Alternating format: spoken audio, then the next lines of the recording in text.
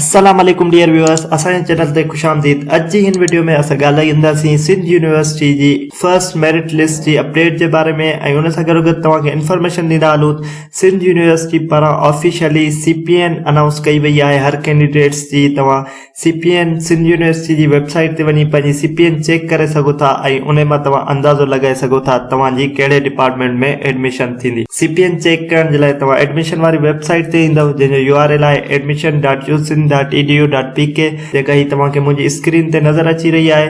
इन ते अचण सां ई तव्हां ही ॾिसी रहिया आहियो होम अबाउट लॉगिन रजिस्टर ऐं उन खां पोइ ही लिखियल आहे बैचलर मेरिट लिस्ट। इन खां पोइ ही अचे थो व्यू कैंडिडेट प्रोफाइल। हिते तव्हां क्लिक कंदा, जीअं ई तव्हां क्लिक कंदा त तव्हां वटि ऑप्शन ईंदो एंटर यूअर CNIC। तव्हां पंहिंजो हिते CNIC एंटर कंदा ऐं सर्च कंदा, तव्हांखे पंहिंजे पूरो फॉर्म जी डिटेल ऐं तव्हांखे CPN शो कंदो। असां ही NIC एंटर था कयूं। जीअं असां पंहिंजो NIC एंटर कयोसीं ऐं सर्च खे क्लिक कयोसीं त असां वटि डिटेल अची वई। ही ॾिसो हेठि डिटेल अचे थी ऐं उन खां पोइ लास्ट में तव्हां जॾहिं फॉर्म जे वेंदा ही तव्हांखे लास्ट में CPN नज़र अची रही आहे ऐं ईअं ई तव्हांखे पंहिंजी CPN नज़र ईंदी पंहिंजे पोर्टल ते। उमेद था कयूं तव्हांखे इंफॉर्मेशन मिली वई हूंदी। यूनिवर्सिटी ऑफ सिंध पारां CPN अनाउंस कई वई आहे ऐं तव्हां पंहिंजी CPN चेक करे तव्हां अंदाज़ो लॻाए सघो था त तव्हांजी कहिड़े डिपार्टमेंट में एडमिशन्स थींदी, तव्हांखे कहिड़ी चॉइस मिलंदी। मज़ीद अहिड़नि इंफॉर्मेटिव वीडियोस जे लाइ असांजे चैनल खे लाइक कयो, सब्सक्राइब कयो, जीअं असांजी ईंदड़ हर नई वीडियो वहां ताईं पहुची सघे। अल्लाह हाफ़िज़।